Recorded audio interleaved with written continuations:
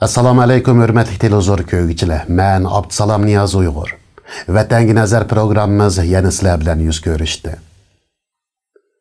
2019-yili 3-dekabrda Amerika Uyghur Kishilik huquq qonun loyihasi Avam palataning ma'qulligidan o'tdi.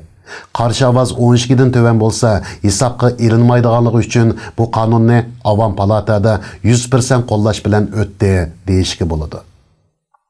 Bu qonun loyihasining rasmiy qonun bo'lib chiqishi uchun yana 2 qadam bor bo'lsa-mu, bizga qaytadan bir umid bag'ishlab, dunyoning har qaysi joylaridagi Uyg'urlarni xushallikqa cho'mdirdi.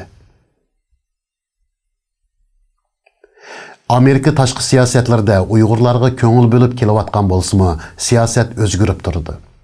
Hamda vaziyat, makon, zamon va siyosat yurgizguchi qatorliqlarning ta'siriga uchraydi. Biroq bir qonun turg'izilganda undaq bo'lmaydi.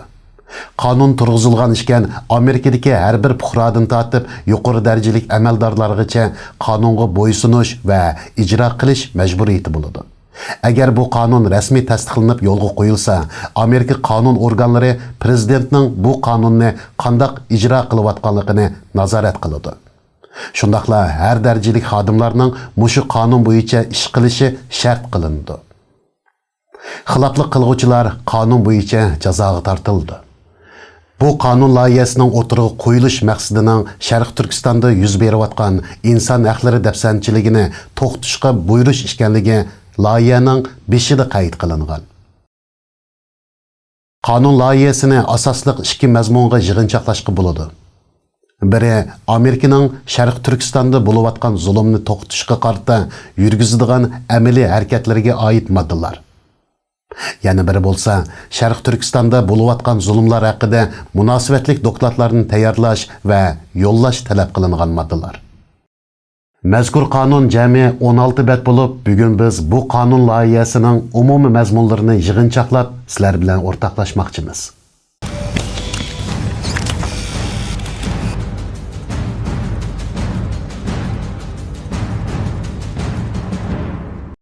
Mazkur qonun loyihasida yozilishicha, Xitoy uzundan buyon vatanimizdagi turkiy xalqlarni, bo'libmi Uyg'urlarni qattiq bostirib, xo'rlab, nazorat va cheklim ichiga ilib, dunyo kishilik huquq xitobnomasi va munosabatlik xalqaro qonunlarni eg'ir dafsanda qilganligi.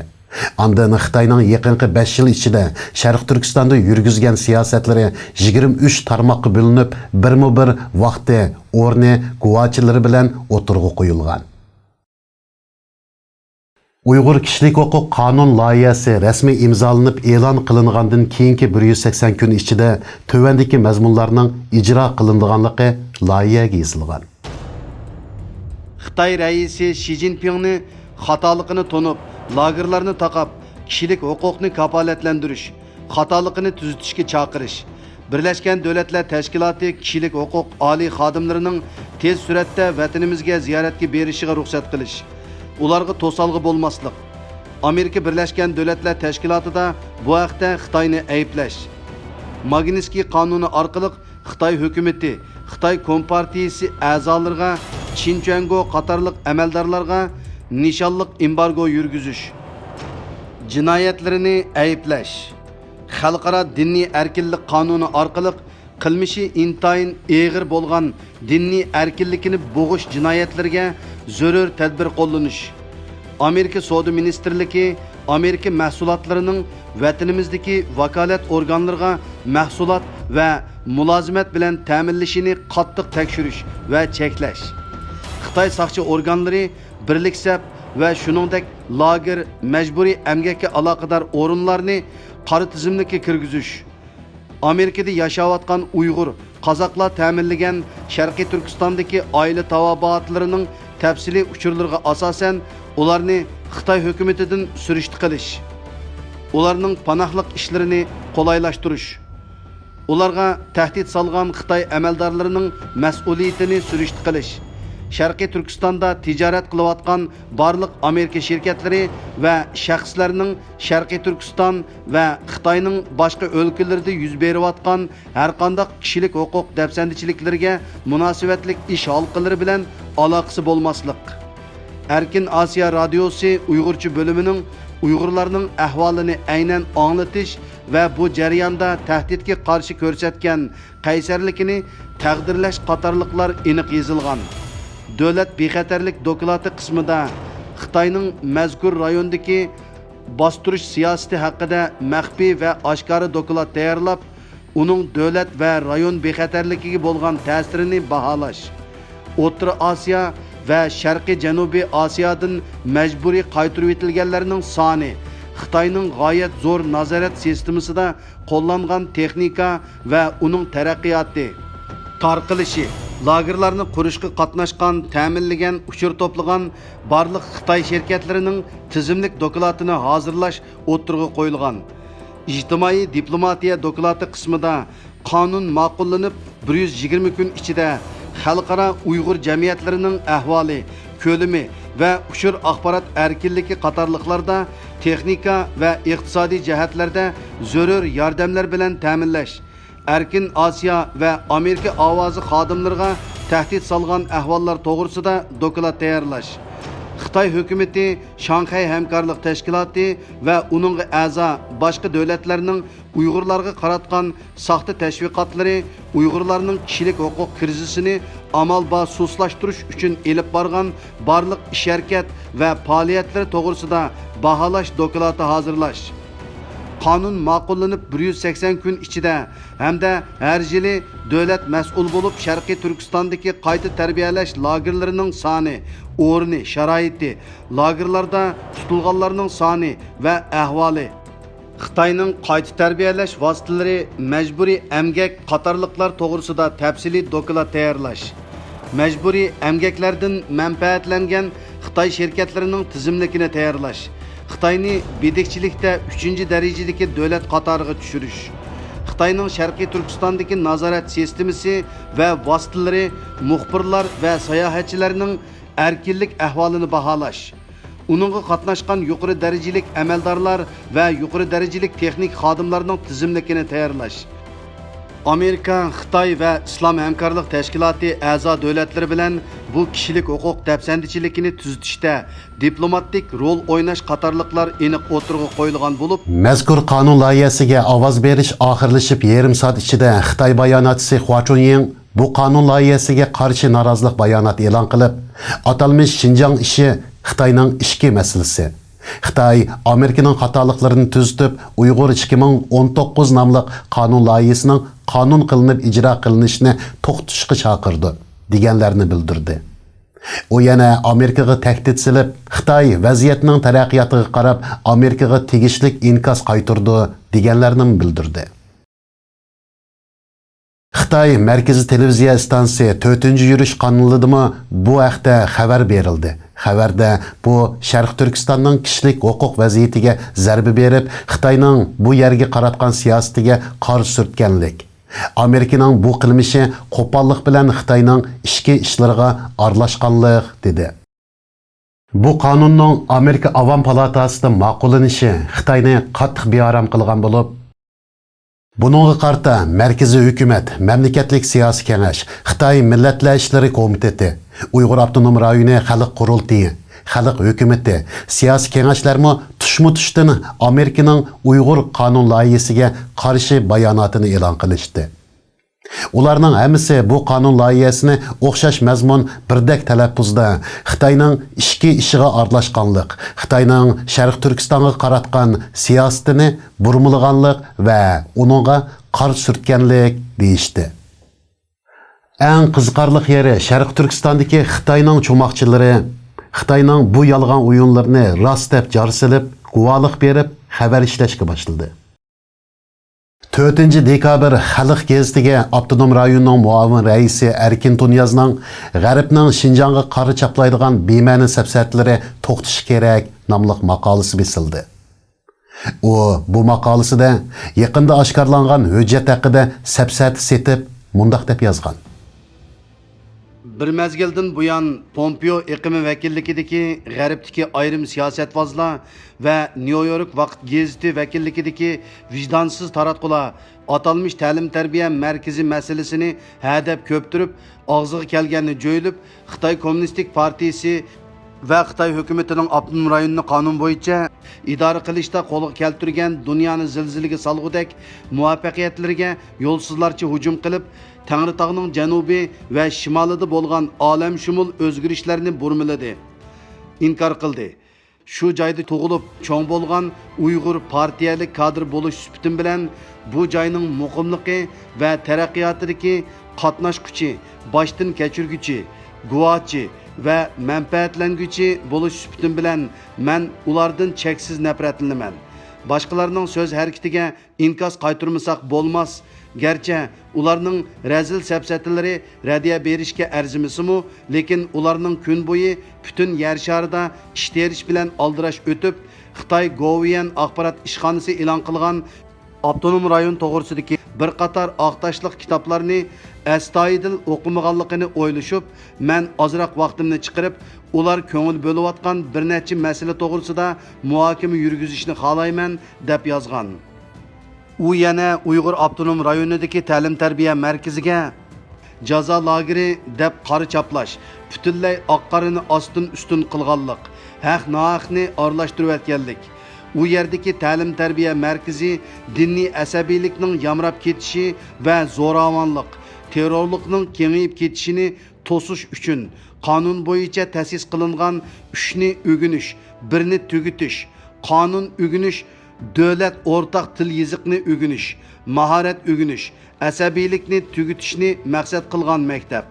Hukumat moliyadan iqtisod ajratib, diniy asabiylik ideyasining zaharlashiga uchirgan aşı ommini kasbiy darslik bo'yicha tarbiyalab va haqsiz tomoq, yotoq sharoiti bilan ta'minlab, shu millatning urf odati va til yiziqiga to'liq hurmat qilish asosida eng zo'r chekda tarbiyalanuvchilarning o'g'inish, turmush, ko'ngil ichish qatorliq jihatlardagi muvofiq ehtiyojini kafolatlantirdi va qondirdi. Ta'lim-tarbiya markazidagi tarbiyalanuvchilarning mutlaq ko'p sondikilari tarbiyalanishni tamomladi ham ko'ngildagidek xizmat topdi. Xeyli yaxshi kirimi bor bo'ldi. Ko'plagan oilalarda birdan odam ishga o'rlashib, butun oila namratlikdan qutulishni ishga oshirib, baxtlik turmush kechirdi. G'arbdagi ayrim siyosatvozlar va taratqular bizni ta'lim-tarbiya elayotgan tarbiyalanuvchilarni jismoniy erkinligidan mahrum qildi. Ularning kishilik huquqiga daxli tarz qildi deb aybladi. Acaba sizlar ta'lim-tarbiya markazidagi tarbiyalanuvchilarning hammasining diniy asabiylik ideyasining qaymoq turishi va kushkurtishiga uchirgan bir qism kishilar bo'lib, o'z mayliga qo'yib etilsa, oqibatda ularning zo'ravonlik, terrorlik jinoyati bilan tuyuq yo'lga mangadiganligini, buning uchun hayotiy badal to'lash mumkinligini bilmamsizlar? Bu kishilik huquqni kafolatlantirganlik bo'lamdi. Kasbiy mahorat ta'lim-tarbiyasini qanot yoydirish orqali ham tarbiyalanuvchilarning kishilik huquqi kafolatlantirildi. Ham zo'ravonlik, terrorlik jinoyati azaydi. Texmi ko'p odam zo'ravonlik, terrorlikning ziyonkashligiga uchrashdan saqlab qolindi. Bu xuddi Xitoyning quloqni etib olib qo'ng'iroq o'g'irlash degandek ish bo'ldi. Amerika vaqt gazetini vijdonsiz taratqu deyishi, o'zini Sharq Turkistonda tug'ilib cho'ng bo'lgan shoid deb atishi texim kulkilik. U maqolasida bu lagerlarni bek go'zal pardozlagan bo'lib, uchni o'g'inish, birni tugutish uchun ochilgan maktab deb, xuddi jannatni ta'riflagandek ta'riflab ketgan. U texi hukumatning alohida pul chiqarib qilgan bu yaxshi ishidan boshqalarni ta'sirlanishga chaqirgan. Undaqda biz erkin dunyozdan so'rab baqayli. Xalqimiz beyib ketgan bo'lsa, nima uchun e'g'uchuq ishdan kelgan bolalarimiz etizliqda paxta teriydi? Qarg'uchisiz bolalarimiz nima uchun qariqishda muzlab o'lib ketadi? Ularning qarg'uchilari nega ketdi? Bu tarbiyalash maktabida 80 yoshlik Muhammad Salih Damollam qaysi kasbda tarbiyalanib, kasb egallash eg'ir kelib vafot topdi. Yazg'uchi Mirzoid Kerem 80 yoshdan oshganda qaysi kasbni o'rganishni orzu qilib maktabinga o'zini tizimlatdi. Doktor Xalmurat G'opirni qaysi zavodga ishga o'rinlashtirish uchun tarbiyalayapsan. Shuncha ko'p olim, professor, o'qituvchi, yozuvchi, naqshchi, san'atkorlar, hunarmand kasblar qatorliq har sohadagi kishilar bu lagerda qaysi tilni pishiqlab, qaysi kasbni o'rganyapti. Bu lagerga solanganlar dini asabiylik ideyasining qaymoqtirishi va kushkurtishiga uchragan bir qism kishilarmish. O'z mayliga qo'yib o'tilsa, oqibatda zo'ravonlik, terrorlik jinoyati bilan to'yiq yo'lga mengib, buning uchun hayoti badal to'lamish. Ularning shundoq asabiy ideyaning ta'siriga uchraganligini nimaga asosan bekitding? Sen xalqning ichidagi qurutmi, ichidagining hammani ko'ribla bilib olaydigan. Saqal qo'yg'ini, yog'liq chekkini, bismillah degini, ismining Abdulla, Oyisha bo'lg'ini bu kishilarning diniy asabiylik bilan yuqumlanganimi? Ajiba senda bor logikalik tafakkur boshqalarda yo'qmidi? 4 dekabr yana bir maqola e'lon qilingan. Buningmi Sharq Turkistondagi har millat ommaning kishilik huquqi qonun bo'yicha kapolatga ega qilindi deb mavzu qo'yilgan bo'lib, bu maqolani Abtonom rayonlik xalq qurultiyi doimiy komitetining mudiri Shavkat Emin yozgan. U maqolasida Uyg'ur Abtonom rayoni başdan oxir qonunchilik bayrog'ini egiz ko'tarib, asosiy qonunlarning nopozini qat'iy qo'g'dab, qonunchilik tafakkuri va qonunchil usulidan foydalanib, masalalarni bartaraf qilishda ching turib, paketni asos qilib, qonunni o'lcham qilib, terrorlikqa qarshi turish, asabiylikni tugutish xizmatini qonun bo'yicha olg'a siljitdi. Xitoy Xalq Cumhuriyetining davlat xavfsizligi qonuni, jinoiy ishlar qonuni, jinoiy ishlar da'vo qonuni, terrorizmga qarshi turish qonuni va din ishlari nizomi qatorliq qonun nizomlarga asosan qonunda belgilangan tartib bo'yicha Uyg'ur Abtonom rayonining Xitoy Xalq Cumhuriyetining terrorizmga qarshi turish qonunini yo'lga qo'yish chorasi asabiylikni tugutish nizomidan iborat ikki yerlik nizomni tuzib ham tuzitish kirgizib mukammallashtirib terrorizmning milliy masala emas, diniy masala texmi emas ekanligini oydinlashtirib terrorlikqa qarshi turish, asabiylikni tugutish xizmatini muayyan millat, din bilan bog'lab olishni qattiq ma'ni qilib, fuqarolarning milliy urf-odati va diniy e'tiqod erkinligiga umumyuzlik hurmat qilib, intayin oz sondagilarga qonun bo'yicha zarba berish va ularni jazolash bilan birga ko'p sondagilarni ittifoqlashtirish, tarbiyalash, qo'lga keltirish, qutqizib olishga haqiqiy kapolatlik qildi deb yozgan. Milliy masala emas, diniy masalami emas bo'lsa, ko'chalardagi tekshirish punktlarida nemishqa Xitoylar ayrim eshikdan, Uyg'urlar ayrim eshikdan tekshirishni qabul qiladi. Hatto So'di saroy eshiklarida millatga qarab ayrim ikki eshikdan kiradi. Nima uchun xalqimiz Qur'on kitoblarini tiqadigan yer topolmay, junda azganlarga yushirishga majbur bo'ladi? Uyg'urcha kitoblar nima uchun butunlay ko'ydirib tashlandi? Shu qadar aniq paketlar bilan tutilib qolgan Xitoyning yolg'onni bu darajada so'zlay olishi odamning aqlini hayron qoldirdi. Sen nima desang dava, men o'zimning safsatamni setib yashayverman. Dunyoga o'zni bundoq oshkorlash odatdagi odam qamlashtirib ketaraydigan ish emas.